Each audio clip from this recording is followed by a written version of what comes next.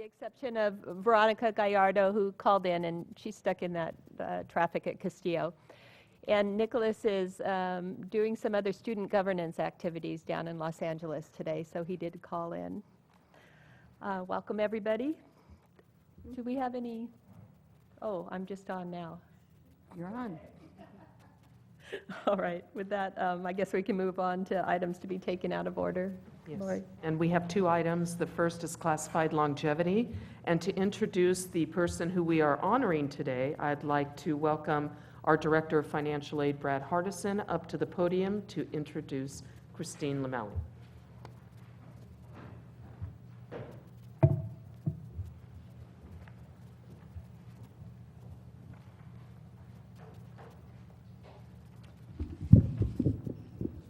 Good afternoon, members of the board, President Gaskin. It's my pleasure to speak about Christina Lamelli, who is here. She joined the financial aid office. You can come up, Christina, if you want. And up here next to me. I think that's the protocol as I remember it. That's where the camera is turned. Yeah. She joined the financial aid office in Santa Barbara City College in November of 2004. So this is her 10-year anniversary. She's a student program advisor with the college. She works directly with students and parents in assisting them to apply for and receive financial aid. Her position, I believe, is unique among California community colleges as far as I'm aware. Her caseload is specifically targeted to EOPS students to allow students in that program to receive additional financial aid services, kind of the concept of above and beyond. So we kind of carry that forward in the financial aid world. In fact, she's actually housed in the EOPS office to allow easy access for EOPS students in the one-stop model. Before joining Santa Barbara City College, Christina had a background as a social worker for Santa Barbara County. This difficult and challenging work, which I think Christina will attest to, was a good primer, I believe, for working with college students. Her compassion for all students is evident in how she conducts herself. She believes in assisting students from educationally disadvantaged backgrounds by helping them in a complicated financial aid process, which is intertwined with federal and state regulations. She challenges all of us to think first and foremost about the students when we design how we deliver aid to students. Her knowledge of financial aid programs is extensive, and her technical skills and attention to detail are well suited to our profession. Santa Barbara City College is fortunate to have an employee like Christina Lamelli. Thank you, Brad. You can say Thank you. anything.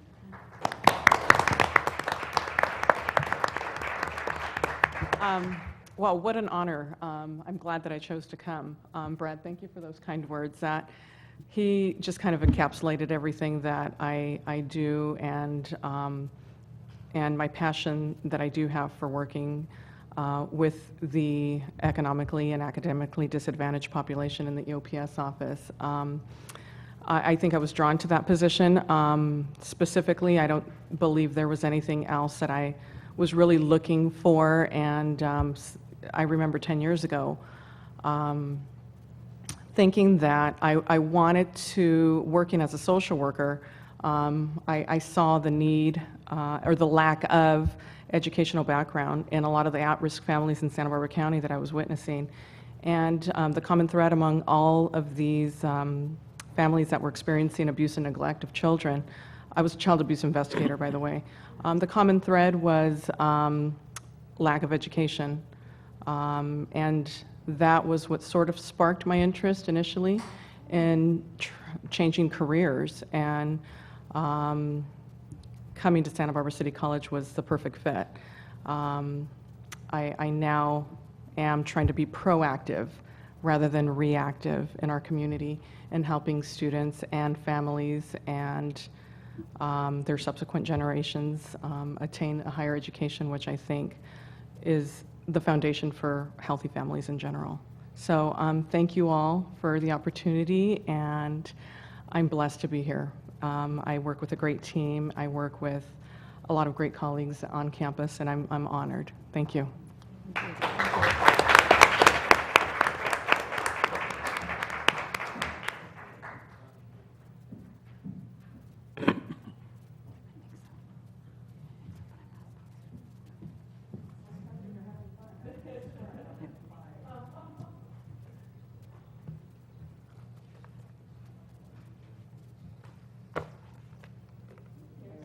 you go.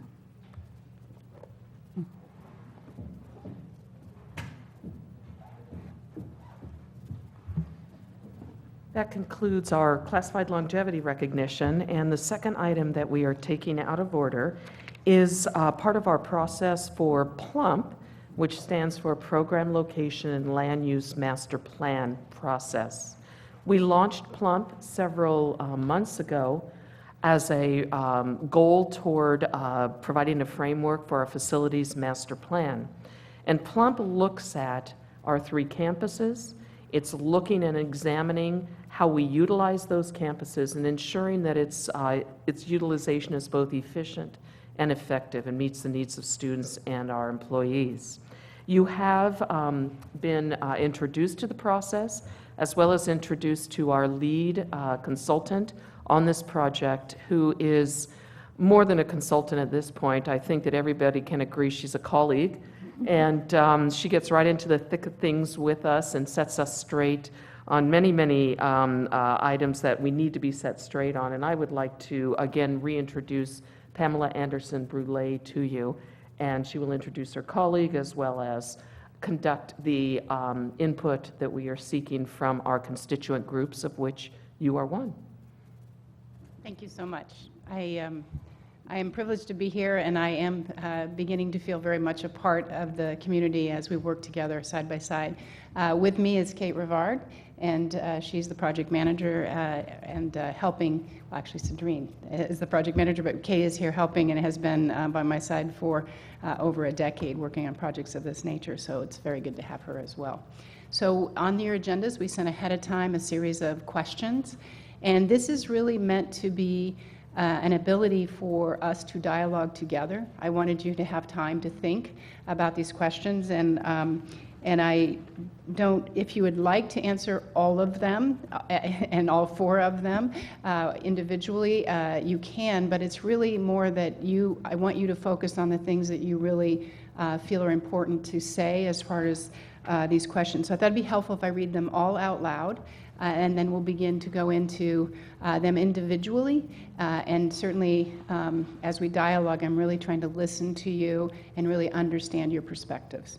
So the 4 questions that we are asking today, number 1, from the board's perspective, are there any overarching values that need to be expressed within the facilities master plan, within the PLUMP? As you think about, so question number 2, as you think about our facilities in the future, what are the most essential elements that should be considered?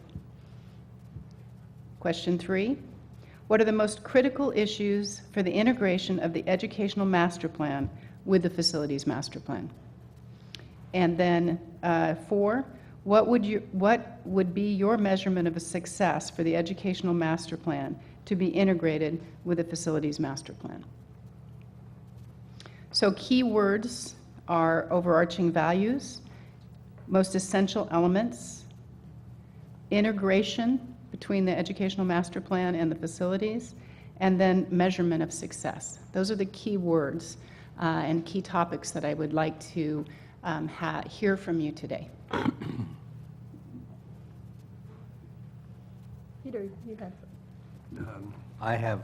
I've had some experience in the classroom, and as a consequence, quiet is an overarching value.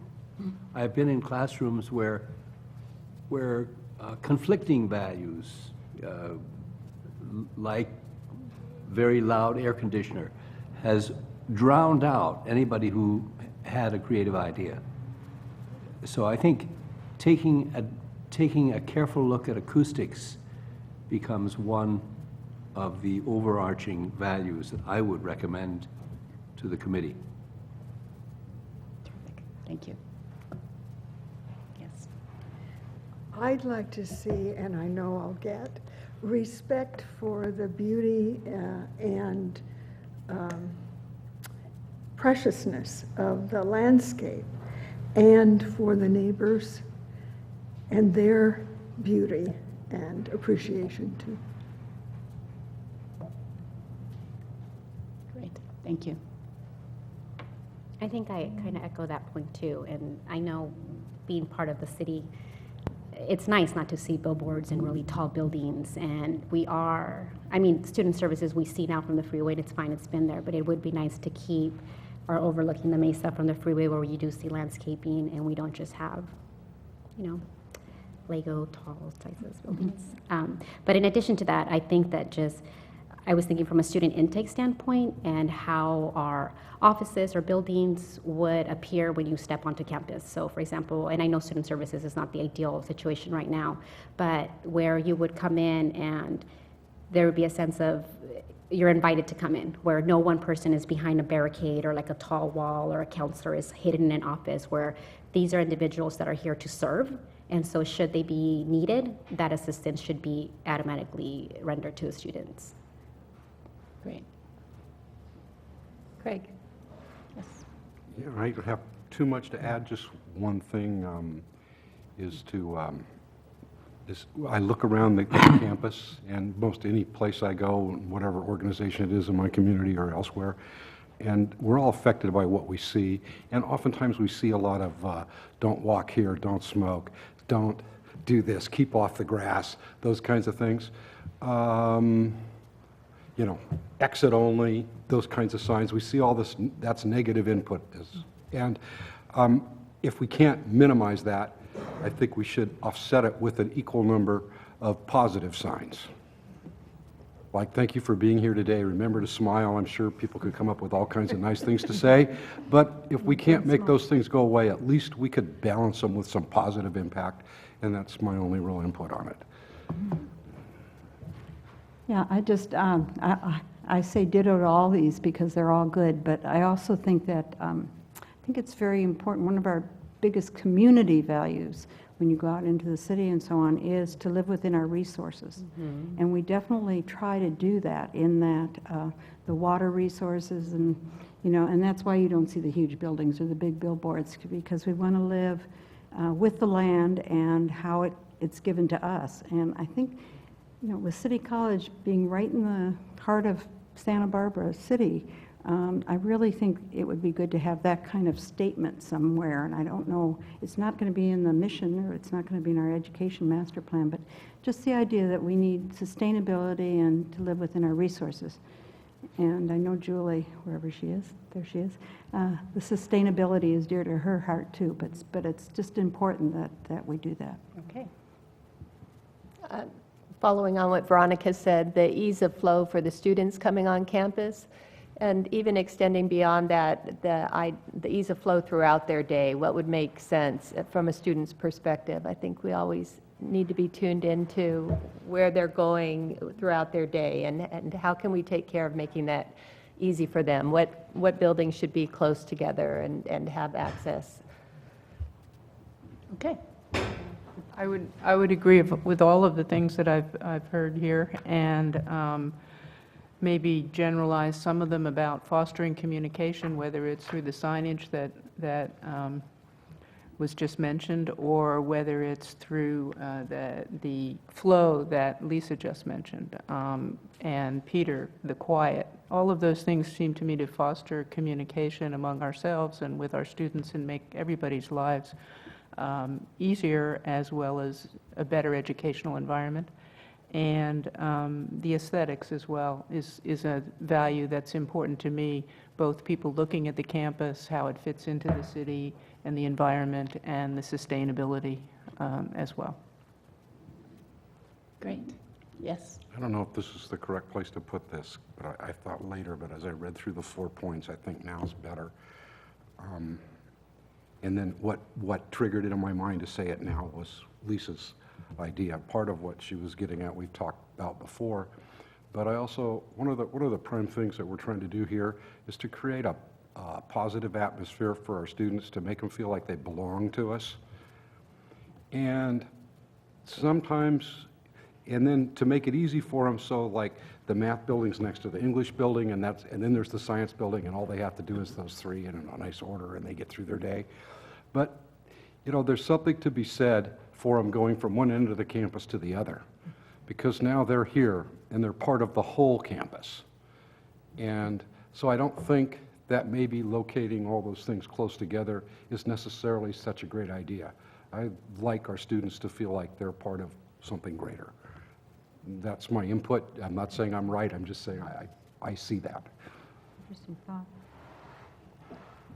I had another item, but Peter, I think you had one item too about potential changes down the road to the plan. Well, any plan, first of all, a plan like this is marvelous. And no marvelous plan is ever without the likelihood of some change. You just discover stuff along the way. So the question I had was how easy is this going to be to correct as we discover? Say a little bit more about what you just said. How easy is it going to be to correct as we discover We in discover- relationship to the master plan? Well, every plan that I've ever looked at changes over time because you discover that your first assumption wasn't the correct assumption. And somebody comes by with new information and says, "Have you considered this?" So what I'm eager to do is have a plan and also make it sufficiently flexible so that as you discover stuff, you can make a change that makes sense. Yep. Okay, thank you, that was helpful. For me, under overarching values, again, remembering that we're a community college, and make sure our facilities master plan is inclusive of all activities that take place in regard to the college, whether it's our CLL or the programs here, other work that we do, just that there's that integration in the plan. That we're valuing, regardless of the size of each of the stakeholders and constituents, that we're valuing the input and the proximity and integration of each of them. Marcia. I was going to make a comment on number 2, if we're ready to talk about that. One of the questions that has come up over the last number of years with this board is what kind of college do we want to be as we look into the future? And I think that's a continuing discussion. And it's a very serious discussion about the nature, the purpose, and the future of the college. What's our focus? What's our greatest strength? Will we grow? Will we shrink? Will we stay the same in size? How can we, in a facility sense, be flexible then, the same word Peter just used, to respond to that future? So to me, flexibility is, the conversation is very important. I don't expect you to have that within the plump process, but it would be nice to have it integrated into that continuing process of updating the plans, a continuing conversation, and then the flexibility value, and I think it belongs in number 2 for the facilities themselves to be flexible.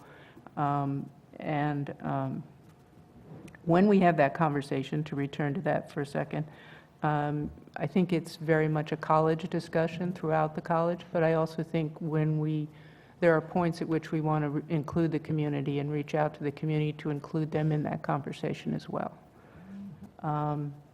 And I think it's consistent with, overall, with the strategic goal 2.5, which is one of our goals to balance human resources and our situation.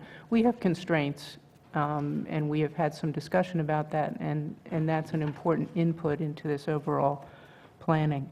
And then I think we would want to ultimately re-examine our facility priorities, which are from 2008 at this point, as we move through that discussion, because these will change over time for the very reasons Peter identified.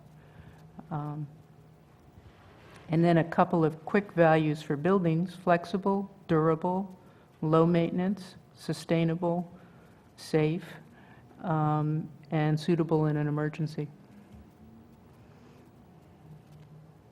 Great, thank you. And I'd like to hear from Kim, being academic senate, but also, from a teaching and learning standpoint, I don't see teaching and learning to be limited to just concrete and mortar and that everything would happen in a building. And so our facilities also to allow for inquiry and teaching and learning outside the classroom, because I think the outdoor classroom is very powerful, and I wouldn't want to limit that to just, if I have a vision or a syllabus or I want to create a new coursework, but I don't have the landscaping. And in being in Santa Barbara, I mean, so many of the life science and earth, I mean, all the disciplines we can really take advantage of. I don't know, Kim, what do you think? Yes, sure. Peter?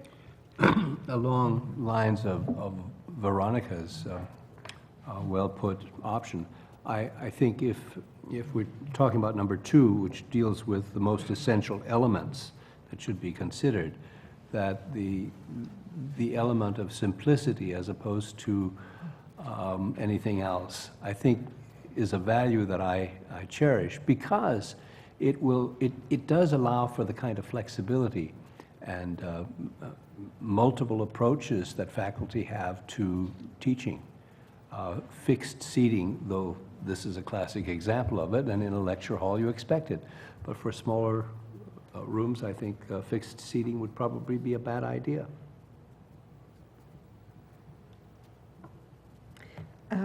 Along with flexibility and simplicity, both of which I agree, I think in the last year or two, and maybe longer than that, but I wasn't on the facilities committee, so I didn't know, the choices have been very carefully made to go for high-quality products, and maybe less if we have to, rather than saving money through accepting middle-level quality. And I'd like to keep working on that high quality.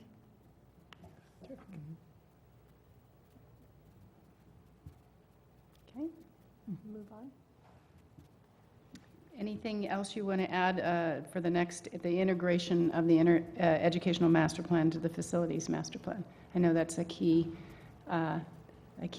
role and energy that you have, and I'd like to hear more about where you think that integration is most important.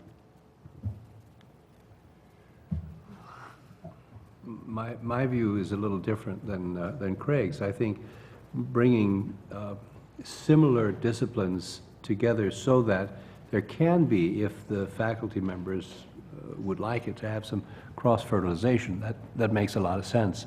Whereas if the classroom for one discipline is across campus from the other, such cross-fertilization is virtually impossible. Yes. My criteria for that would be that the Plum process not only asks for the opinions of the faculty, but listens really hard to them. Because that really makes a difference in how useful very little things are, like where a light switch is. I think that falls into the 4th category. You know, Okay. how do we measure success?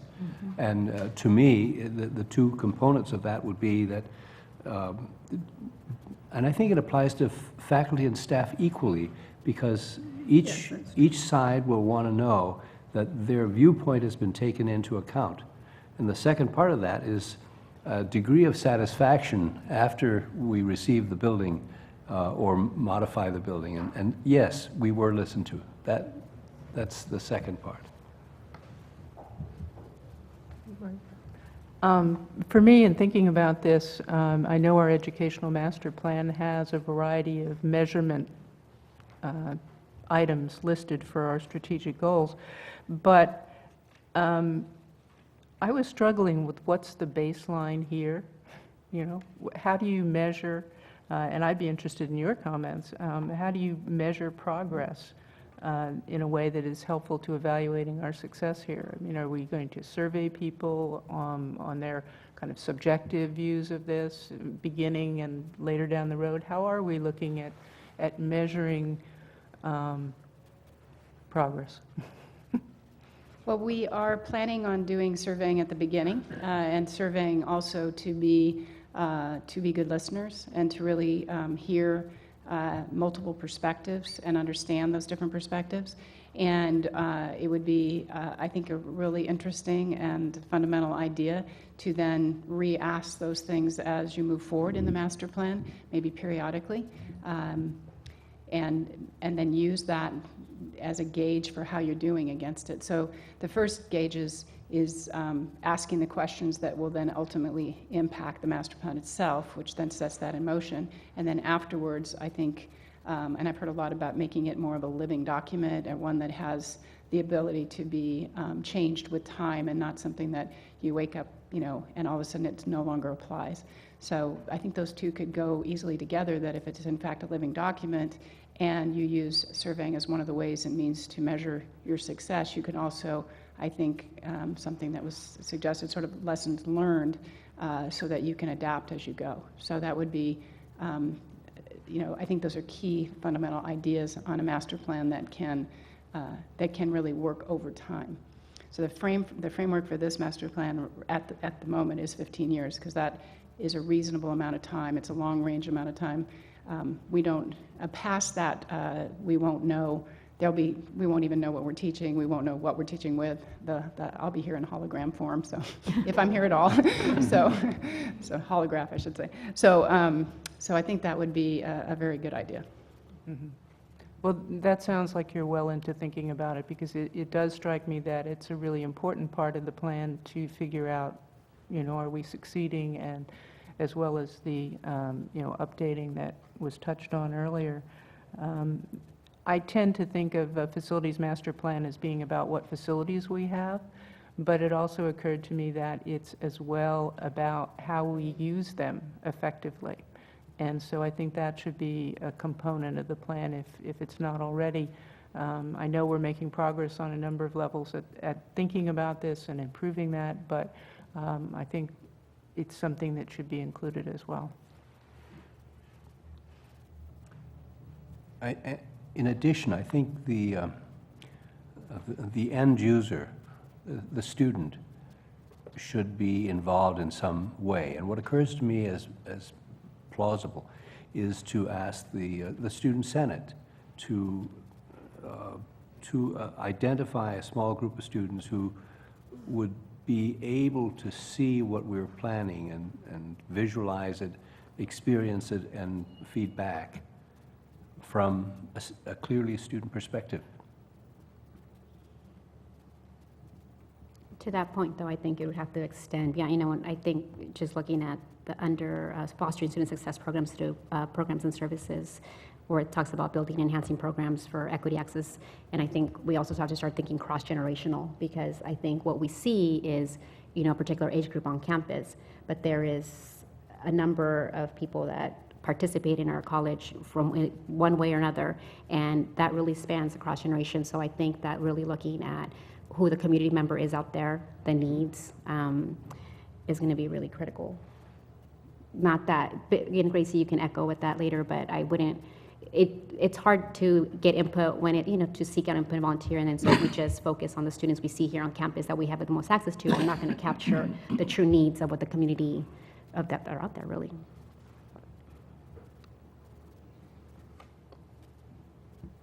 Any other comments? Marianne? And that also leads to some things we need to decide we won't do. And I have no idea what they are, but I know that once we dig into this, we'll find some things. Some buildings that should not be used for certain things because of location or facility, or some numbers that should not be in certain places at certain times. And those need to be considered too.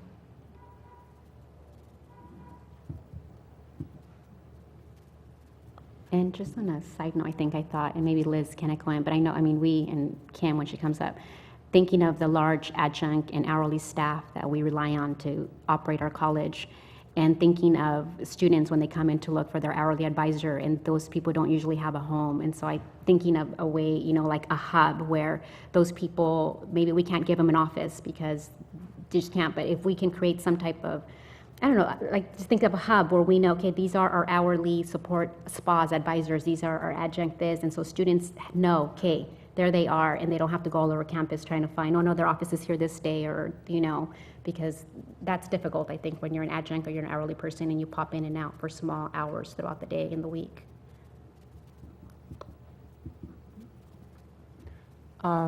Another area that I was interested in was perhaps a more systematic program, or looking at a more systematic program supporting space and activities for our clubs, our groups that compete, the kinds of activities that are not part of a class but do help bring students, increase students' engagement in the college in general. I don't know in a systematic way what we're doing right now, but I'm sure that however good it is, it always benefits from thinking about it and seeing how it fits into our facility plans. Terrific. Are there other comments? 'Cause what I'd like to do is sort of summarize what we've heard, and obviously on the fly, but I think it's important maybe to feedback what came in, and then as we concentrate on this, we've taken very detailed notes. We can go back in and look at that, but would that be appropriate? Be great. So I think this idea that we respect different kinds of environments and understand how those environments work for educational success, including the concept of quiet and how to have quiet, and this is very good. Thank you so much for whoever did that. So acoustical systems, mechanical systems, really look at how we can create an environment for education. We need to respect the beauty and the precious landscape and the gifts that you have. I would say that that goes also into the neighborhoods and to the other environments of all of the college. That to keep our views to the outside, to protect and really give that message in everything we do in the master plan, to come in and be a part of this college and be a part of these services. Too many don'ts, too many negative messages, too many, whether they're literally a verbal sign or a physical message just by the way things are built. We should balance that with very positive and very opening gestures that allow people to really embrace this place. And then in our resource allocations, really be very careful with what we have, certainly with the water and lack thereof right now. The sustainability issues are going to be key to the facilities master plan. We need to think about the students and their success. We need to think about how they flow from one place to the next. We need to think about where things are located for them, and we need to make sure that it fosters communication, ultimately both for better education, but also for better community. And I think this idea would create a positive atmosphere for students. The idea of organizing programs in a way that creates that fertile ground and discussion amongst those that are teaching, but yet give a reason for a student and an employee and faculty member to traverse the campus and experience the whole is also very, very important. Build a livable plan, a living document, one that can change with time. Do that in the buildings as well. Look at flexibility and adaptability as a key driver to the master plan. Remembering who you serve as a community college, all the different constituents, and how we can create value for them. And really look at the idea that the community conversation and those needs really need to be reflected in your facilities. I think that balancing human resources is key, and they're very, very important, but re-examining facilities priorities, looking at flexibility, durability, low maintenance safety, and appropriateness for emergency is really important to you. Think of the teaching environment as both inside and outside. It is both, and really take advantage of the beauty of the place that you have. I really appreciate this one, is keep it simple. Let simplicity be a guide to the master plan as well. Allow for the flexibility, but really look for ways that you can make things clearer, make things understandable. Do not let go of high quality and continue to have those. And really let the plump process itself not just be about taking input, but truly listening. Listening to the faculty, consider the small things, staff, students, everybody that's involved with this campus. I really like the idea also of creating a measure for success at the beginning, or at least defining success, and then using that as a metrics for both lessons learned and change over time to the master plan itself.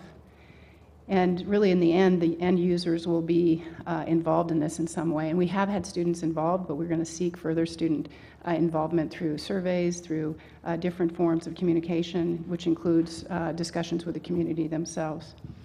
Really consider cross-generational access, and then be very clear about what you're doing, but also what you're not doing. And how you make those decisions, I think, will be important.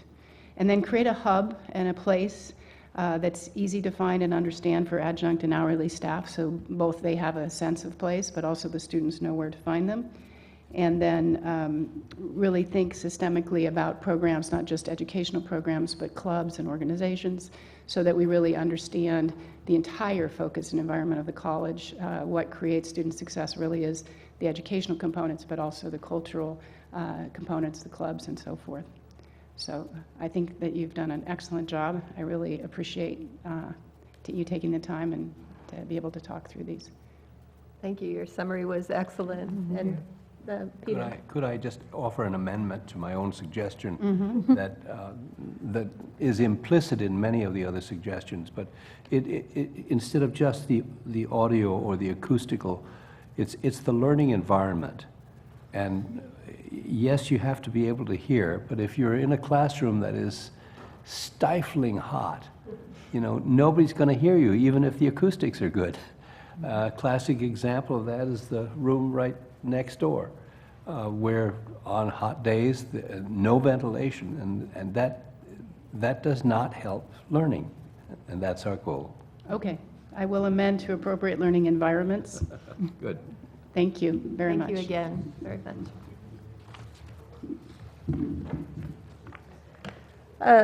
Next, we'd move to hearing of citizens. I did get a slip, but I don't see that Dean stayed here. Right, I texted and I have not received it back, so. Okay.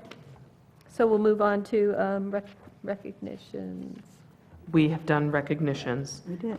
And so where we are is communication.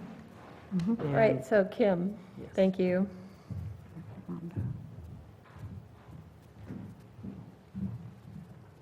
Good afternoon/evening, now that it's getting dark earlier, it's more like evening. Members of the board and Dr. Gaskin.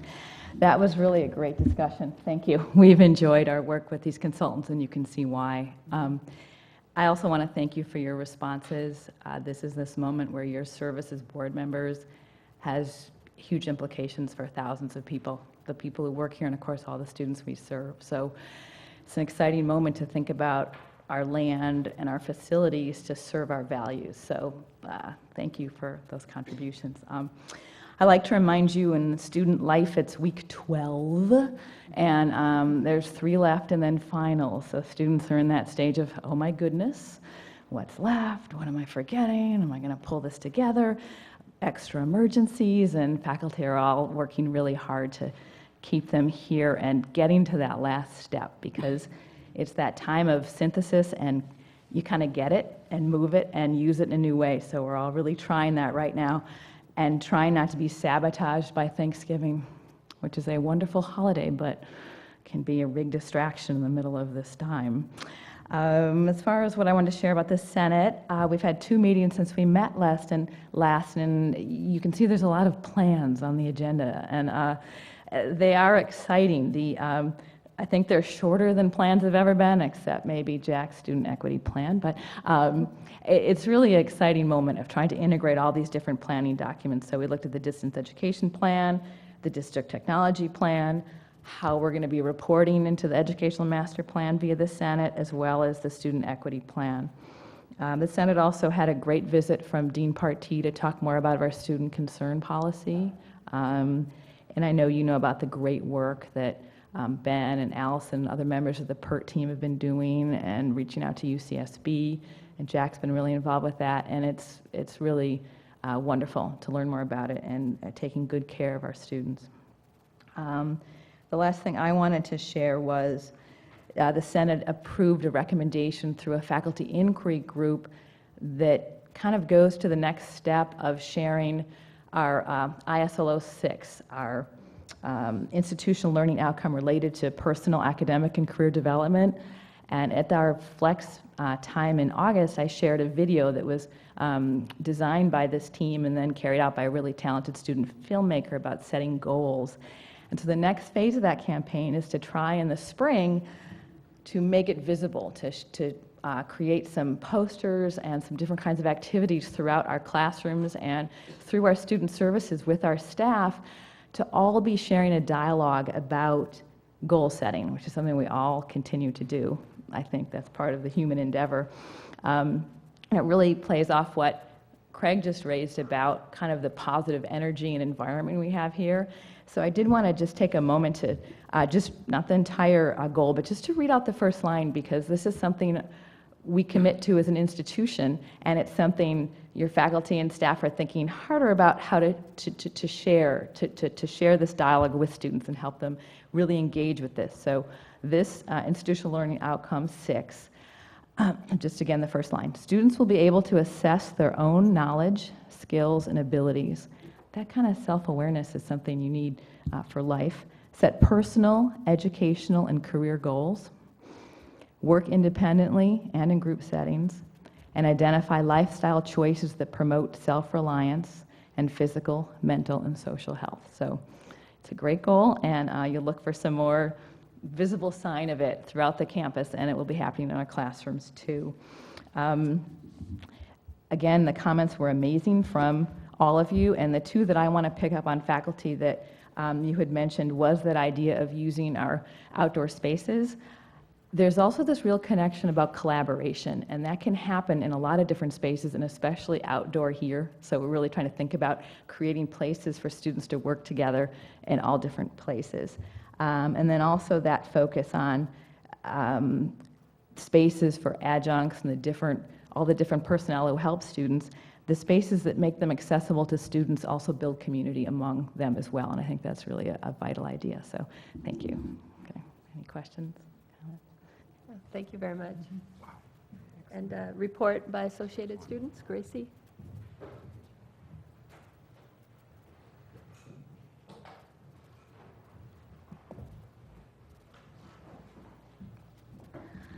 Hello, members of the board, Dr. Gaskin.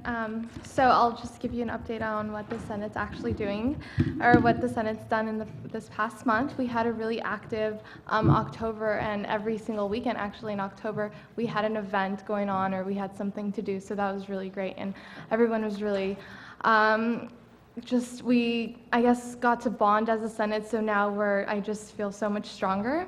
Mary Ann actually came to speak to us, and she came to one of our meetings, and we met with Daniel, who actually talked to us about, it's the Neighborhood Task Force, I believe, and so we had some really great discussion come out from that meeting, and I do look forward to what's going to happen with that. Also, we had a very successful dodgeball tournament, and that was really great because I feel like our Senate's actually been focusing a lot on Isla Vista and everything that's going on there, and we're not really focusing on the students that don't live in Isla Vista. And having this dodgeball tournament, we realized that we have a lot of students who don't live in Isla Vista who want to see more activities like this, so that was really great. And we also collaborated with the bookstore on the Halloween. It was a Halloween little festivity down by the bookstore, and it was really great. That was a lot of fun. Let's see. Oh, the Halloween letter that we sent out. We got a lot of positive feedback from that letter from members of the community and from the schools that we actually sent it to. There was some negative feedback, but I won't touch too much on that. Then the hydration stations that we did have. So the Halloween weekend we donated some money towards these hydration stations, and then we actually manned the stations as well. So we were there Thursday and Saturday night, and we got a lot of just so many great comments from members of the community, and then the actual students that live in Isla Vista, they were really happy to see that we were out there, because a lot of times they feel like a lot of those events are exclusively for UCSB students, and so we took our shirts, and so just seeing our shirts, they were just so happy to see us. They would come up to us, so that was really great. Also, we have 2 students attending the CPC retreat, which is going to be tomorrow morning at 8 a.m. And tonight we're actually leaving to our General Assembly, and so it's basically, sorry. So we do serve an entire population, so we serve all of the students within California community colleges, and tonight we will be, or this coming weekend, we'll be advocating on their behalf. Oh, and then just to touch on the PLUMP, so the PLUMP is actually coming, the work group, they're coming to our Senate, our first meeting in January, so we look forward to seeing them. And one thing I'd like to just add about our Senate, it's actually a really diverse Senate this year, which I really like. We have dual enrollment student. She's actually our vice president, so she's a great person, and she does really great at being our Vice President of Internal Affairs. We have international students, we have EOPS students, we have DSPS students, and we have continuing ed students. So yeah, it's really great, but we can always reach out a lot more. Yeah. Do you guys have any questions? No? Yeah. Oh. Yeah. I think that this probably is about the 25th student senate I've talked with, and I've never, ever seen a better organized, more seriously thoughtful group than your group. Congratulations to you and the group. Tell them that. I think we can all recognize that that's due to your leadership in large part. It's just amazing to hear your reports each month. I look forward to them. And your letter, your Halloween letter, was amazingly well written. Thank you. And whenever you say something strongly and clearly, you're not always going to get 100% positive feedback, but I don't think that's the measure you need to look at it. It was excellently written. Thank you. It was mainly, the negative feedback was mainly from students who actually wanted to come over to Isla Vista for Halloween, and they were kind of angry that we were telling them not to come. So that was mainly the negative feedback, but other than that, it was really great. But thank you. Thank you. That's it. Okay, next up, Liz, a report on classified employees.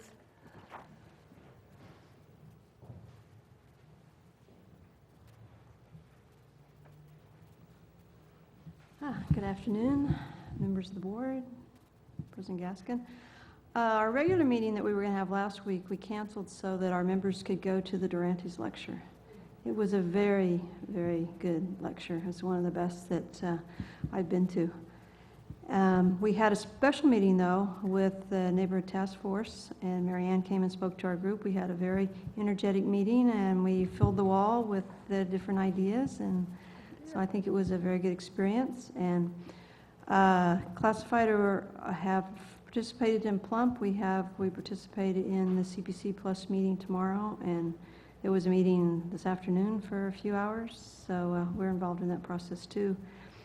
And Member Gerardo had a question about the hourlies and the student workers. I think what would be helpful for that is if you had the services in similar locations.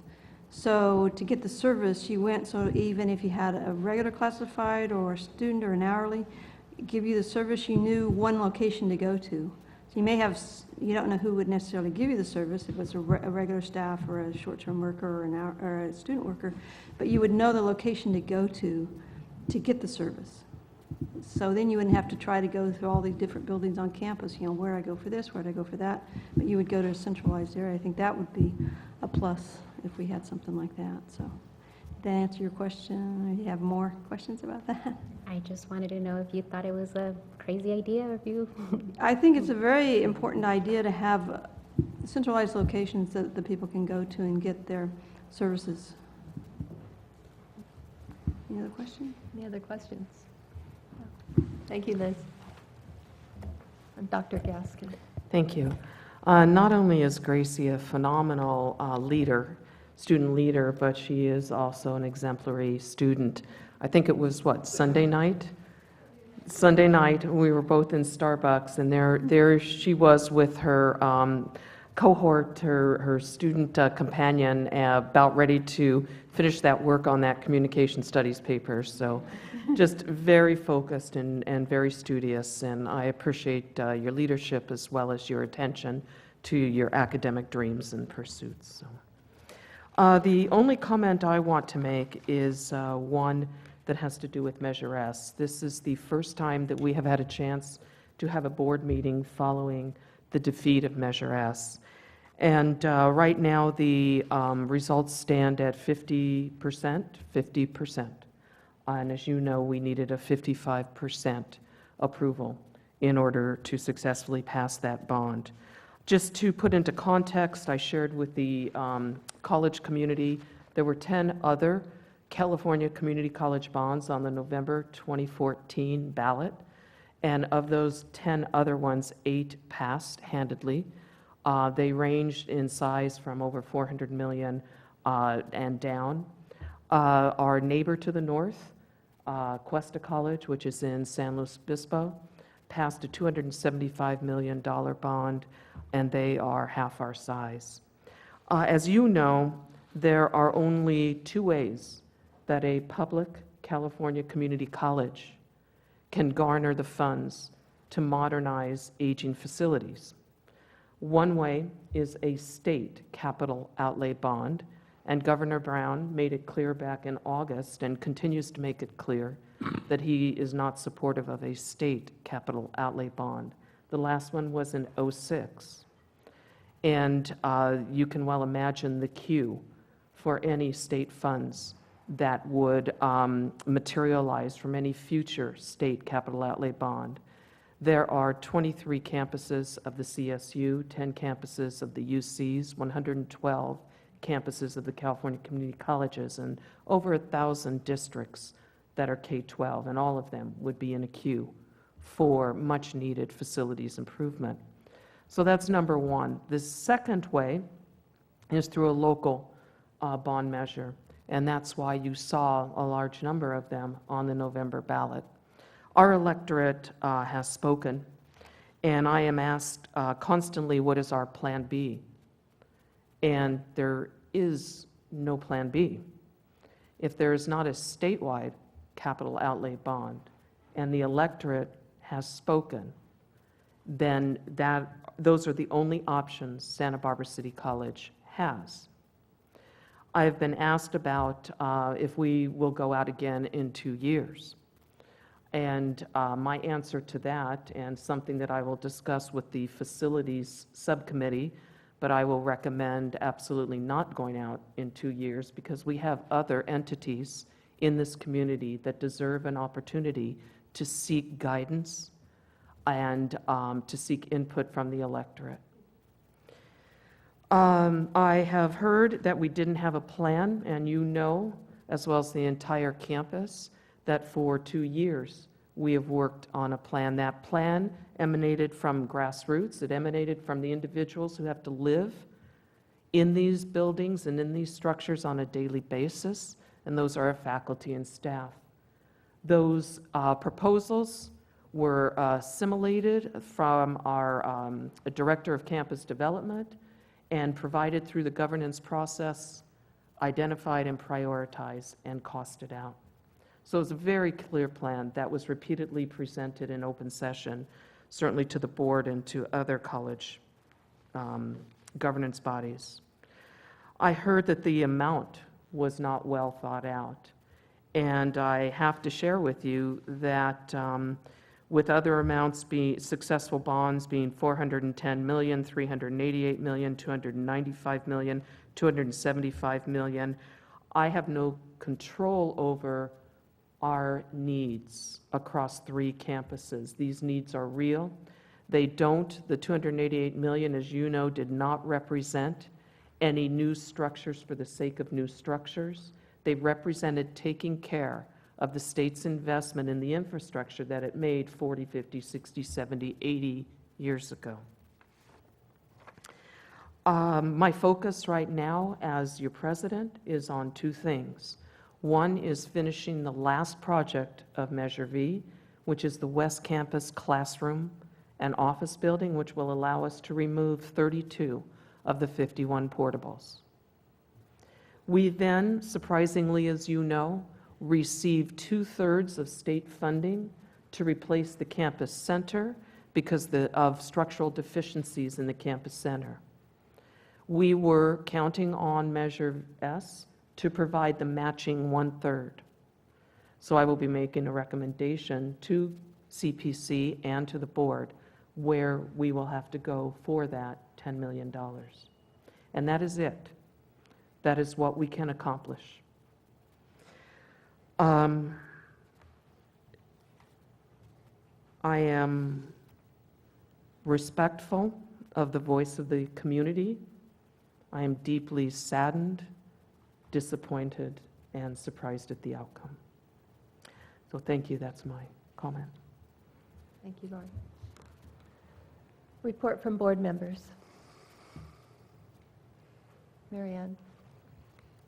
Items, I'm referring to item 9.9, 9.10, and 9.11, which were reviewed by the Facilities Committee and which involve renovations that are in the works and repairs that are already reviewed by us, but the committee would like to recommend your approval of those. All right, thank you. Marcia. Fiscal Subcommittee met as well, and we reviewed the quarterly report for the end of June this year.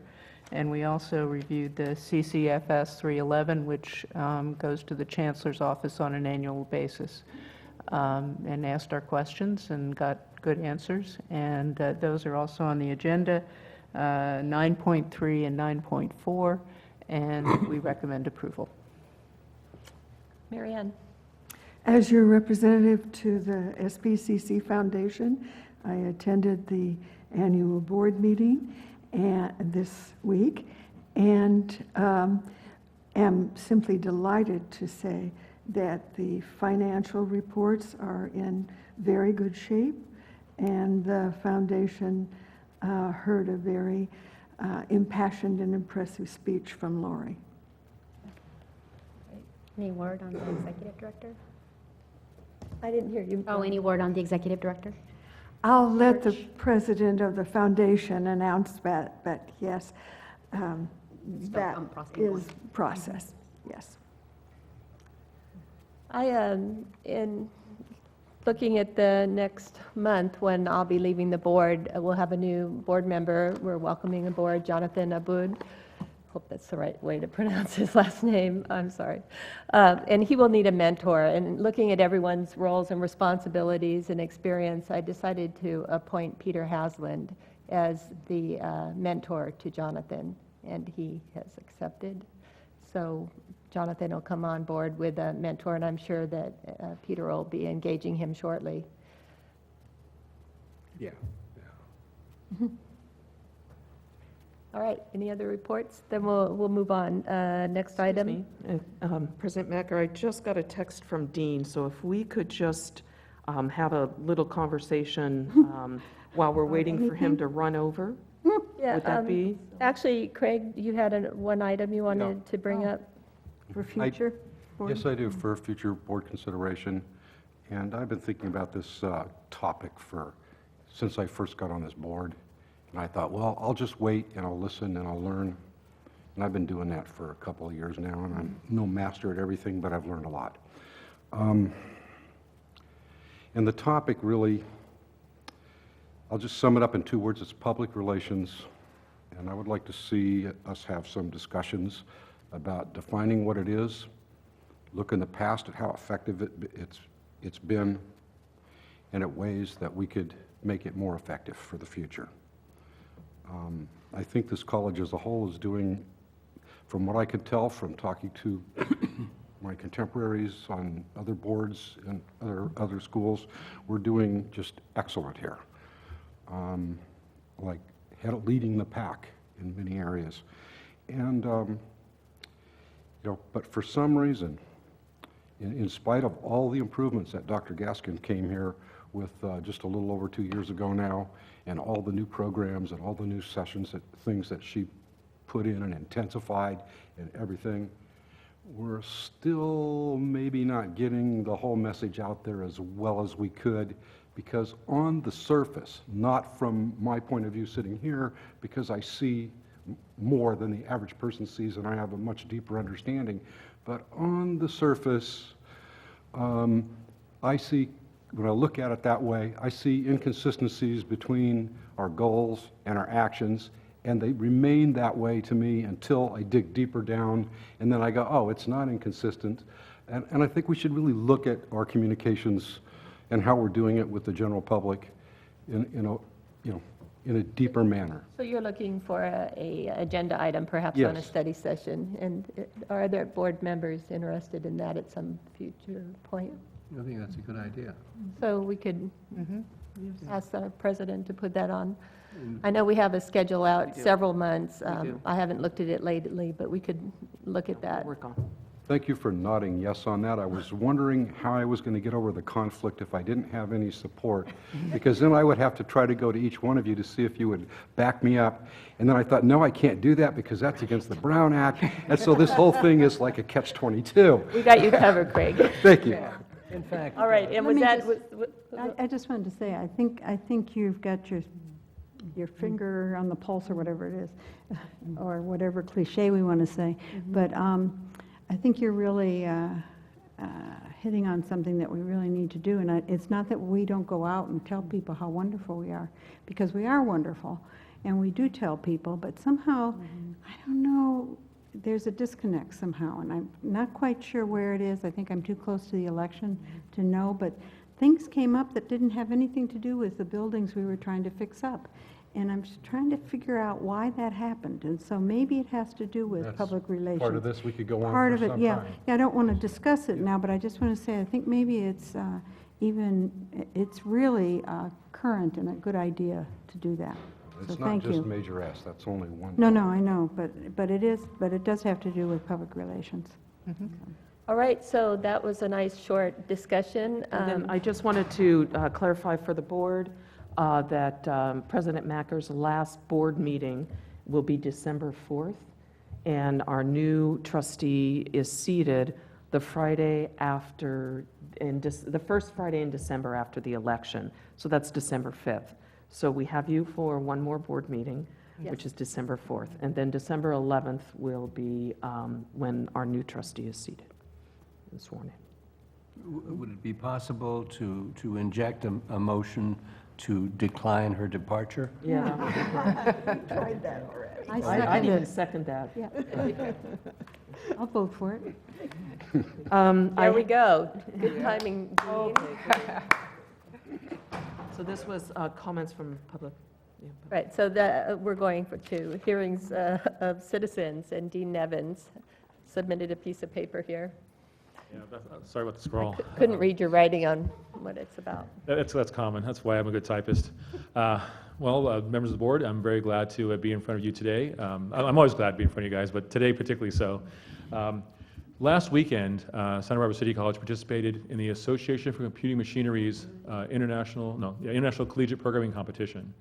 And we sent 3 teams this year, the most ever, to compete against all the other 2-year colleges in the Southern California region, and then also a lot of the 4-year schools as well. And this competition is a worldwide competition, and the regionals are held in different areas. The Southern California region is the largest and most competitive region in the United States. The winner of the regionals goes to the world competition, where you basically take on the entire world. So it is quite a big deal. Our teams did spectacularly well. I have to say we sent 3 teams, Team Binary, Team Decimal, and Team Hexadecimal. And I brought some members of those teams here, and so they can say a few words to you about the experience. But just to let you know how they did, our Team Binary beat all the other 2-year colleges, as well as many of the 4-year schools, including UCSB, which is a personal question there. I'll be honest about it. Also, teams from UC Riverside, Harvey Mudd College. We even beat a Caltech team. So we did very, very well. I'm very, very proud of our students. They work very hard, and they're wonderful, wonderful students as well as very smart, all of them. So let me bring up a couple of them. Would you guys come up? Introduce yourself and tell us what team you're on and how it was. I'm Nolan Poe. I was on Team Binary. So like Dean said, we managed to beat all the other two-year colleges in Southern California, which is fantastic. And again, UCSB. So that's fun. I didn't know we beat a team from Caltech, but that's pretty cool as well. So I'd just like to say thanks to everyone involved for the opportunity to represent City College, or SBCC, at the event. It was really, really fun. So thanks. Thank you.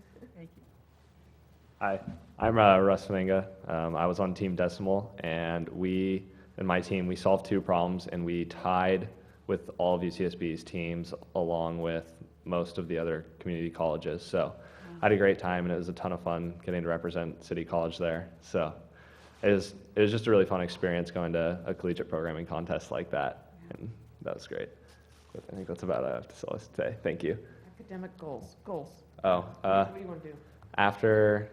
After this, I'm planning on transferring after this year to UCSB, hopefully as a computer science major, along with Cal Poly as a software engineer. And then after that, hopefully working up north somewhere for a software development company. So that's what I want to do. And can we hear from you? I'm planning on trying to transfer to UC Santa Cruz for fall 2015, and after I finish a degree there, just working in the industry is what I plan on doing. So yeah, that's about it. It's wonderful. Congratulations. Congratulations.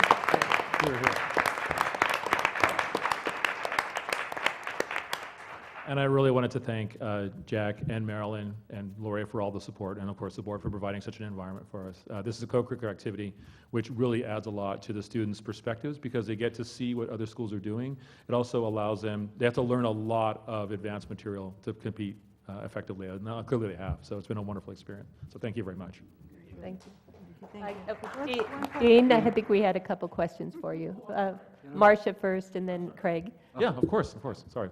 I just wanted to take the opportunity to thank you and all the other faculty who participate in these kinds of programs and work with students on them. I think it really means a lot for the success of our school. Thank you very much. And Craig?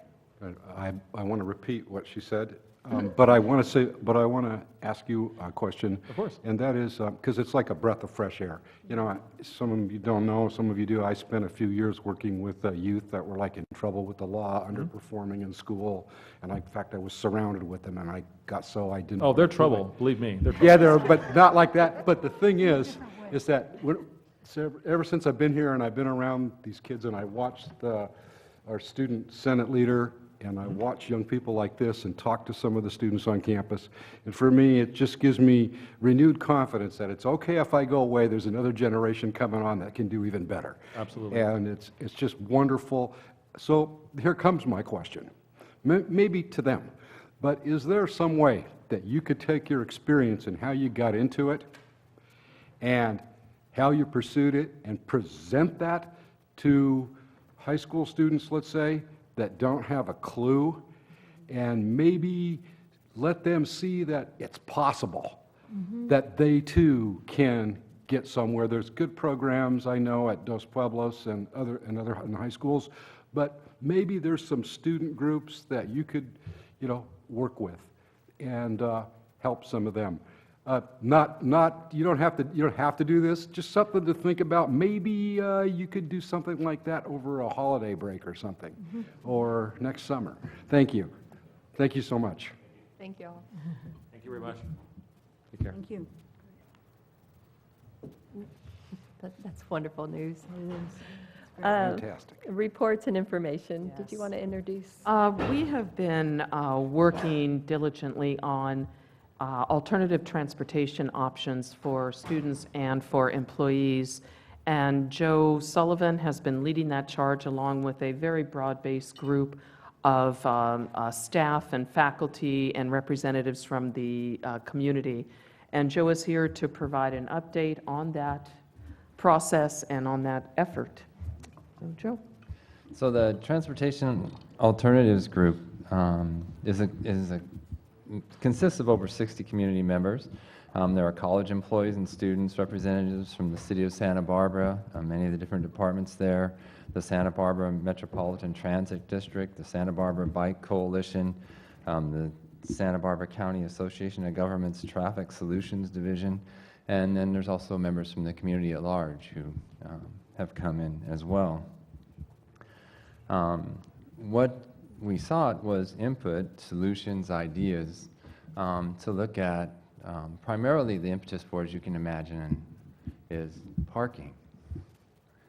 And so when we looked at that, we actually came up with a mission. So the mission was the Transportation Alternatives Group is committed to reducing the number of single occupancy vehicle trips to Santa Barbara City College and the associated negative impacts on parking, traffic, health, and the environment.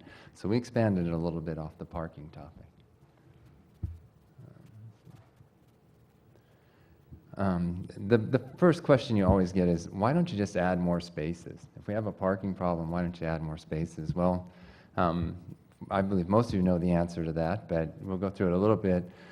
We have the regulatory issues, both from the City of Santa Barbara and the Coastal Commission, as far as putting in a parking structure or expanding our parking. We do have issues there, resources and funding. It's very expensive to add it. And the third issue is probably the most important, is just where do we put it? You know, what land do we use? What resource do we take to put parking on? So we looked basically to alternatives. Some of the solutions that were recommended, if you look, of course the first one up there is one that came up every time, and they just said, well, if you implement fees-based permits, fewer people will drive to campus. If they have to pay to park, they're not going to come. Well, there's a lot of issues that come with that, and I'm not even going to begin to address them here, but that's not part of the initial pilot program proposal. There was also provide shuttles to and from the campus, improve the bicycle commute through adding bike shops, secured storage, clear signage, where can you actually ride your bike on campus. Improve the van pool, carpool program, promote bus ridership. So you can see there are many, many alternatives, and there's much more that we discussed.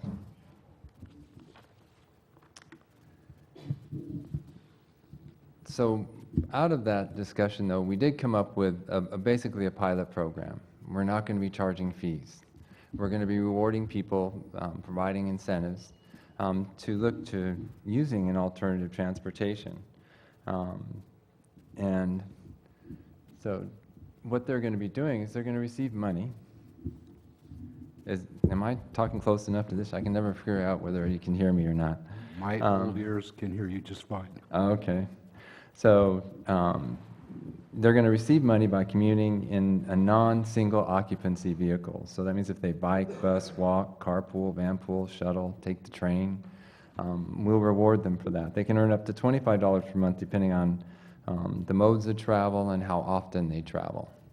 So there's different levels that you can attain. If you go up to 40% of the time, it's, I believe you said $10, up to 60% time, then it's $15. But the highest award you can get is going over 80% of the trips that you take to campus.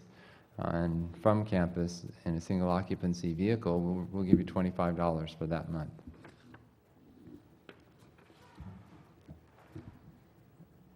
So you can imagine if we're going to do this, we had to put in place a support network for that. So if someone comes to campus in a carpool or van pool or on a bicycle and they have an emergency or they need to go to an appointment, they need an alternative to get there sometimes. So we looked at that and realized that we'd have to have a card share or emergency ride home. We needed, as we said earlier, the bike storage and bike repair shops. The electric bikes is something that we looked at as an alternative. We wanted to promote alternatives. So what CPC graciously did, we went and actually got them to approve to the purchase of 5 electric bikes that we could use for models. And we actually have 5 people on this campus now that are using them. And we're using them until January to get an idea of, how easy are they to use? Are they dangerous? Are they good? Will people actually use them? And the initial reports are they're very excited about it, and they're having a lot of fun with it. It's actually, you know, two of them have not driven in a car since they got the bike, so I think that's a good sign. And what we're also doing is we're putting together now a website. The website is to educate them on what we're doing.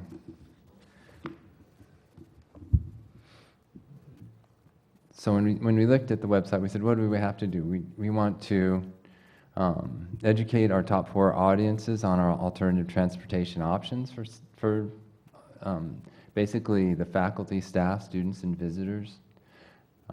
Those are our top 4 audiences that we're looking to. We want to inform the staff and faculty about the Alternative Transportation Incentive Program. It's important to note that it is a pilot program. We're not including students in the pilot program. We are hoping to expand it at some date in the future, but you know, our students are very responsive. You know, just an aside, that we only sell 6,800 permits, parking permits per semester to you know, up to 15,000 unduplicated head count. So they're very aware that they take alternative transportation and they utilize it. We want to encourage everyone to get out of single occupancy vehicles. We want to provide scheduling information and availability about alternative transportation options. We want to offer a responsive website that has a clean, modern design and social media integration. And we want to have consistent brand recognition throughout the website with the current SBCC brand identity. So that's what we're looking at. So this is a mock-up of what we're proposing. This is not going to be the final. This is a mock-up, but this is an idea of what it'll look like and what we want to put on it. We want social media integration, Facebook, Twitter. One thing we found out in talking to the students is many of them only use their iPhones or their phones at this point for communication, also for reading text, for reading the papers that they do. I mean, it's amazing what they use it for. And basically what they said is, if you don't do it on a phone, we're not going to look at it. And so, you know, that was one of the things we looked at. It had to be a responsive mobile design. You can see the different, what we have at the top. What's that? You know, we are putting across the items across the top of the bar there. The goal is to have nothing more than 2 clicks away. So when you come to this site, when you click on bike, you may click one more time to get additional information, but no more than that. So it's creating enough so that it's very quick response, it's very easy to use. There's a lot that we can provide with it. We're going to have call to action slider images. You can see, learn how we are committed to a healthy community and a cleaner planet. So we'll have little things like that slide across. There will be initiative-specific widgets. I mean, some that we're looking at. We're going to have a commute calculator, which tells you how much it costs you to commute. There's a company that we're working with called Karma that will match you up. I don't know if any of you are on our campus-wide email system, but we put out an email from them this week talking about how you can use Karma. If you're from Ojai, they're having actually a get-together, and they're going to work with groups, the group from Ojai, and we are going to work closely with them on it. And then we have the Transportation Alternatives Group. And this is kind of a schedule of the development of the website, but I'm not going to go through it. I think you have it in front of you. I guess the only thing I really want to say there is that we want to go live with it by December 15th. And so that's really all I have to say. Any questions about it? I think it's wonderful that you've done all this. You know, when you say you're going to meet on something, and if it's parking, I think, I don't know what's going to come out of it. I mean, I just couldn't even imagine. So I think you've made a great deal of progress here. But I wanted to ask about the electric bikes. You have 6 people who have them. But 5, sorry. But what are you going to do then with them? Will they be Well, they're going to be loaners, used, they're used 2 ways. we're going to have, someone's going to actually check the bike out for a semester. Most campuses now rent them. But so for the pilot program, we're going to just check them out, and we're actually going to kind of do it by the month because we want as many people as possible to try them out. So if you check them out for the month, you ride it home and you ride it to work. But while it's at work, then it's available as an alternative mode of transportation for other carpoolers or van poolers. So they can actually check the bike out and ride it to an appointment, go to lunch. You know, if they need to go somewhere, they'll have access to that. And we also are buying, we're going around and round on it. We put in a request for 2 electric cars, but then the pricing on them wasn't quite what we expected. So we're looking at probably doing 1 electric car and 1 hybrid, or else 2 hybrids. We're going to look at the pricing on it, and we're talking about it. And the reason why hybrids, actually, the more we talk to people about it and the group, is that there may be people who have to go further. If you have to get home and it's an emergency and you commuted in from Santa Maria, do you want to trust an electric car to get you there, even though it's supposed to go 75 miles? So that was one reason, you know, so we looked at those alternatives. And but we want an electric car for local because it's what we're trying to do. We're trying to promote, you know, alternative lifestyles as well as alternative modes of transportation. So Thank you. That's good. I was curious, how are we going to measure our progress and success with this? we're doing the questionnaire. If you participate in the program, you have to fill out the form and you have to fill out the questionnaires. And we're gonna ask for feedback during the program and after the program. And you know, how are we going to measure it? It's how many people participate. But since this is a pilot program, we're looking for participation, but we're also looking to see what people respond to. You know, what is it that incentivizes them to actually get out of a single occupancy vehicle? So that's what our questionnaires are going to get at as much as anything as they're doing it is, you know, if you didn't ride your bike today, why not? You know, if you're in there and getting, you know, more detailed, in-depth kind of responses so that we can try to be responsive to that. But that's how we're going to do it. We're going to do it through a couple of questionnaires and also just by how many people participate and how many people that begin and how many people are still there at the end.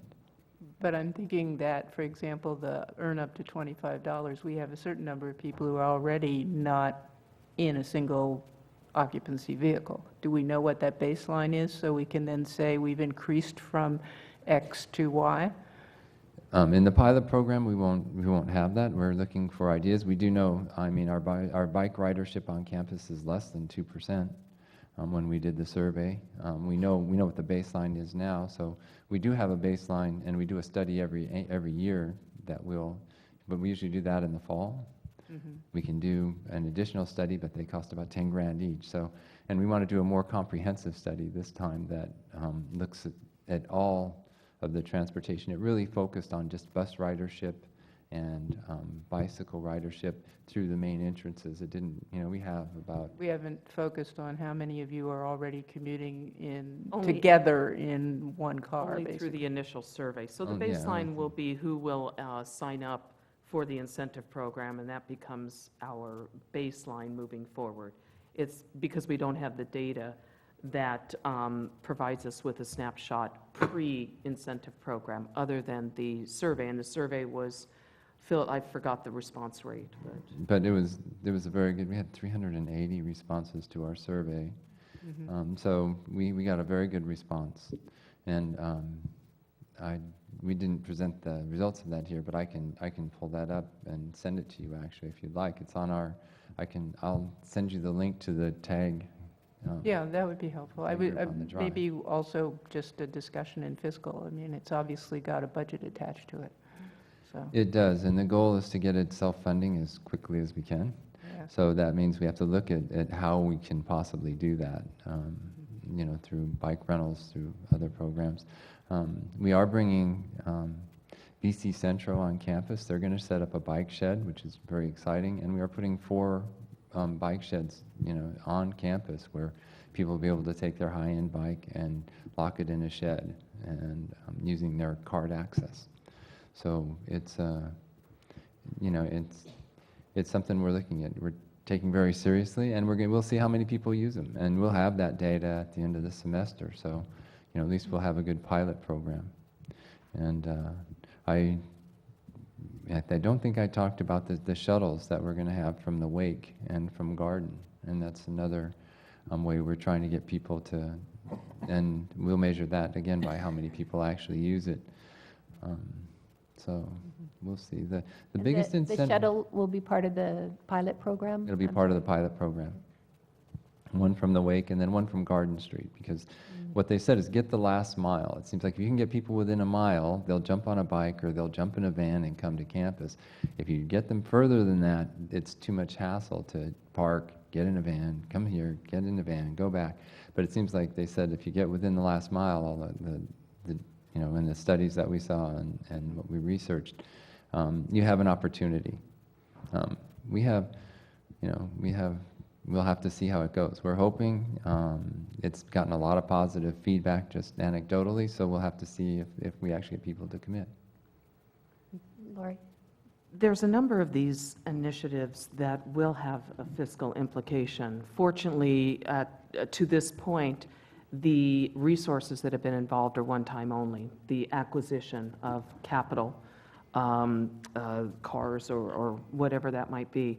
But we heard today about the Neighborhood Task Force as an example, and the charge they have to come forward with recommendations that are long-term and sustainable in terms of our surrounding neighborhood. You heard about our TAG, our Transportation Alternative Group. This has been done solely on the shoulders of Joe, along with everything else that he's doing, and it's very, very clear that we're going to quickly reach a point where we can't go any further absent support. Also, just tangentially, I have been talking about the need to have some sort of presence in Isla Vista to support our students. So all of these things are coming together as a consequence of us really dealing with these long-term community-based and social issues. And I don't want the board to be surprised about the fact that there may be resources that need to be committed for this. Peter? I can imagine that detractors will be looking at Joe as just another Don Quixote charging at windmills, but I don't want to be one of those. I want to commend you for trying to do something that others would think is impossible. And when we talk about expense, I think we also have to compare that to the expense of creating new parking spots. That's not cheap. So we have a community problem, and I want to commend you for trying to solve it. And we have been fiscally responsible. That's why I think CPC was so responsive. I mean, the cars were something we were looking at doing already because we need transportation between the two centers and the main campus for our staff that go off campus during the day that need to go to the different sites. And so part of that was understanding that, yes, that's going to be available for them now as well. So they can check out a car just like anyone else. So, you know, there's other opportunities for use for these. The storage sheds, we happen to get them the exact size that we use for the storage sheds that we get for grounds and maintenance. So it's, you know, hopefully we won't use them for that, but, you know, we looked at saying, you know, if we're going to do this, we tried to be fiscally conservative as well and look at how we were investing in it. Well, not everything is going to work, and that's got to be accepted from the get-go. And you adopt the pragmatic view, or something works, you do it some more. And if it doesn't work, you stop. But it certainly beats putting your head in the sand and saying it's just beyond us. So thank you. Well, thank you. Thanks all. I just had a question. Lori, you said you want us to be surprised because it'll cost us resources. How much money are you thinking, or do you I have don't an know. idea? No, I have no idea. Well, I'm thinking of people, resources. Oh, they're talking about like monetary. Well, people cost money. People, yeah, people. I can't have Joe running this program because he doesn't have any more, not that you can't do it, you just don't have the bandwidth. So right now we're using a consultant. Perrin is out there in the audience. But this institution needs to have a long-term commitment to parking, transit circulation. And Joe is putting together this program. If it has any hope of surviving over the long haul, we need some sort of person to provide it tender, loving care. I don't know what that looks like, We haven't brought it forward to the college yet, but I'm just providing that perspective to the board. And I have to say, the city, MTD, the waterfront, they've been working with us on this, and they've come to all the meetings, and it's been very positive. I mean, their reception to it is very positive. And they're on your tag. They're They're on on your the tag. transportation alternative. In fact, they want to use our bike storage sheds for their employees, so we're talking to them about that. So. Win-win. All right, thank you, Joe. We're moving on to human resources. And Pat?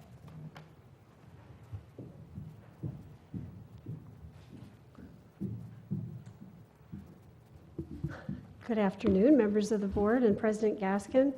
I have some changes to ask you to make before I submit the consent agenda for your approval. Fortunately, they're all in one area. I would ask you to look under 7.1, the items 7.1, actions involving permanent personnel. Under classified appointment, we have identified a student program advisor who is actually a current employee, so that item needs to move under a heading that isn't here. That would be classified promotion.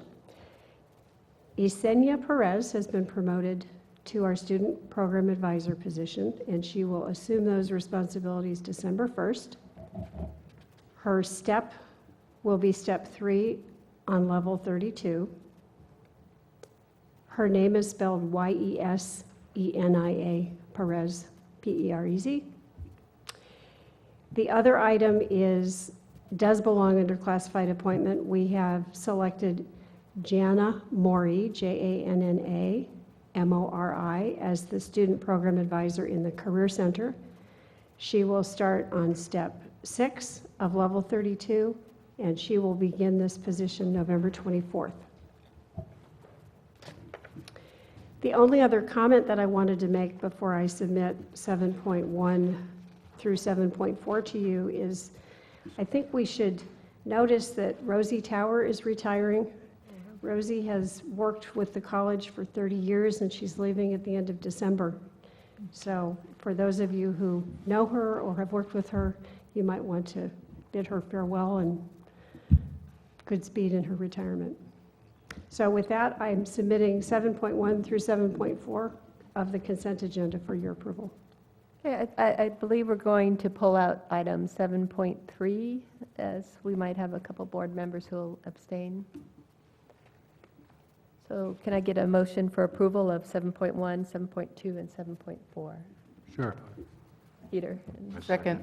Well, Doesn't matter. Craig seconds. All in favor? Aye. Opposed? Abstentions? None. And may I have a motion for 7.3? I so move. May I have a second? I'll second. There we go. Just to clarify, I need to abstain, is it? Because my husband is on the list of volunteers. So that's the reason. And I also need to abstain for the same reason, not the same husband. That would be a good thing. Glad that was clear. That was good. Okay, so with that, item 7.3, all in favor? Aye. Opposed? Abstentions? Abstain. So Marianne and Marcia are abstentions. Thank you very much. We're ready. Oh, Kim. Kim, I want to hear if you think that dodgeball tournament was successful from your point of view. Weren't you on a team? Yeah. Largely, yes. I did end up in the emergency room with a colleague. So it's all right. She's okay. She's, vital and healing, but, when you get past 50, you got to rethink some of these things. And I called my husband, who's almost like a doctor from all this stuff. Well, okay, good advice. He thought it was me. It wasn't. But anyway, she's fine, but it was a torn Achilles. But it was an amazing experience for the students. It really was. The energy, the vitality, so many people. My tutor came on my team, which I then left to go to the emergency room, but they continued and made it to the second round against a team of very tall people, so they were excited. So, yeah, it was wonderful, but got to live with those limits. Okay. All right, so thanks for asking. Yeah, and we did have 2 teams. It was cool. Okay. So I've just brought a few items from the Curriculum Advisory Committee for your consent. New course proposals, modified, and 1 new non-credit course. I move approval. Second? All right, all in favor? Aye. Aye. Opposed? Any abstentions? It's approved. Thank you. Thank you.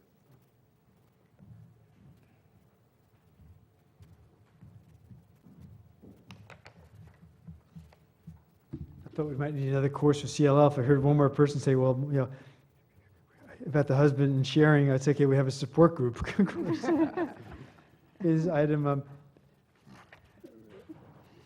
8.1, new course in course, that's Kim, so you already did it. Yeah. Did it well. Okay. This is 8.2, stipends for faculty. Recommending approval. I'll move approval. Second. Craig is seconding. All in favor, say aye. Aye. Opposed? Any abstentions? Okay, thank you. Item 8.3, these are the new courses for the Center for Lifelong Learning. Move approval. Second. Okay. All in favor? Aye. Opposed? No abstentions? Okay, this is 8.4. Your body knows best. I know. Yeah, with the question mark. He's got a question mark there, if you noticed. Make friends with a tuber? Root vegetable side dishes. Yeah. Dishes from Trader Joe's, I like Yeah, that. That I one's know. going to be popular. These are definitely went past muster or mustard with the Chancellor's office on those food ones. But we don't care anymore. Sorry. All right, 8.4 is approval of the 2015-16 academic calendar. And what's different here is this calendar reflects the first time we're moving to 2 summer sessions.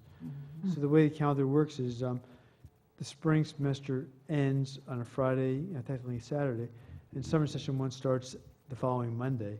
And then it goes for 6 weeks, there's a weekend, and then summer session 2 starts right away. So, we're going to, year-round learning pretty much as in the credit program. It's wonderful. And- Great yeah. use of the facilities, and thanks Right. to all the faculty that made this possible. Yeah, it's also significant, it's not here, it's not reflected, but non-credit starting summer will be on the same calendar as credit. So, not the CLL, but the non-credit courses. So they'll be going in 8-week terms, but 16, and we have 16-week terms, and they'll be going throughout the year as well. So we'll have one catalog and, one system and one schedule, so that finally have that consistency. You won't have to deal with the quarters versus semesters and so forth. So that's embedded in, in this academic calendar that we're asking approval. And I'm just thinking it may encourage some of them to move into, the college itself. Yeah. When they finish their non-credit classes and so on. Yeah, and on Monday, we're presenting the student equity plan to Good. Ed Policies. And in there, you'll see a number of strategies to do just that. Good. Good. Thank you. Can I have a motion to approve? I so move. Second. I noticed that, I'm not sure whether we've done it before, but on this calendar, November 11th is actually observed as opposed to pulling it off on a weekend. Yeah, what happens, the state actually, within the federal government, not sure, mandated it. So a couple of years ago, they said, no, you have to take Veterans Day on a day that Veterans Day falls. Good. Except if it's a weekend, you can have a Friday or a Monday choice. But, so that's really a federal and state law. I had another question. I was remembering that previously we had included, I thought, the 24th, Christmas Eve, yeah. Christmas Eve, I was trying to find as that. a holiday. We amended it like later on. Will we do that again? It's there. But it's not here, is it? It's not in this one. No, it is. Yeah. It's all. Yeah. The shaded area shows Shaded. that. Oh, we were reading the thing. Right. It says Christmas holiday, but up here, got it, you guys are closing. Yeah, Good. the green. Good, Okay, Shaded gray. okay, Yeah, look, you have it. yeah. great. All right, so we had Call for a vote? Call for a vote. All in favor? Aye. Opposed? Abstentions? Okay, thank you. Thank you.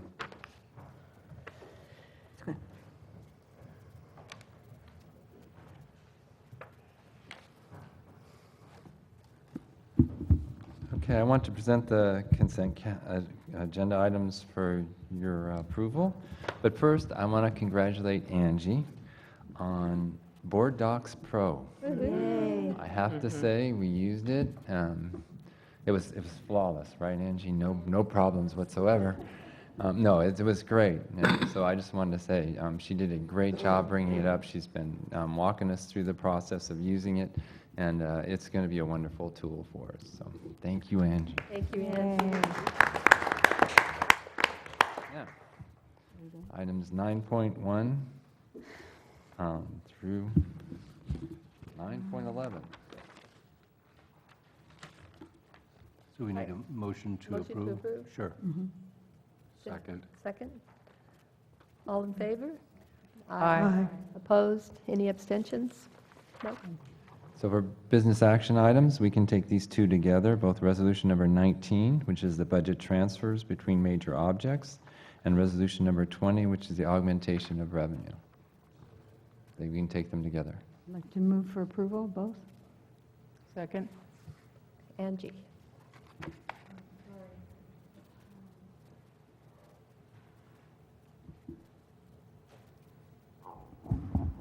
Trustee Nielsen? Aye. Trustee Bloom? Aye. Trustee Gallardo? Aye. Trustee Macker? Aye. Trustee Croninger? Aye. Trustee Kugler? Aye. Trustee Hasland? Aye. That's it? Thank you very much. Thank you, Joe. Thanks That's for all I have this tonight. work that you do. So we're going to adjourn to closed session. I think it's going to be quite short, and we'll come back here and announce out after it, and then adjourn from the regular session. Thank you.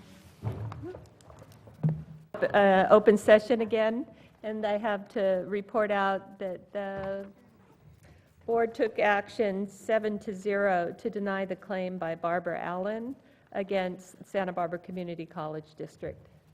And with that, we'll adjourn the meeting. Thank you.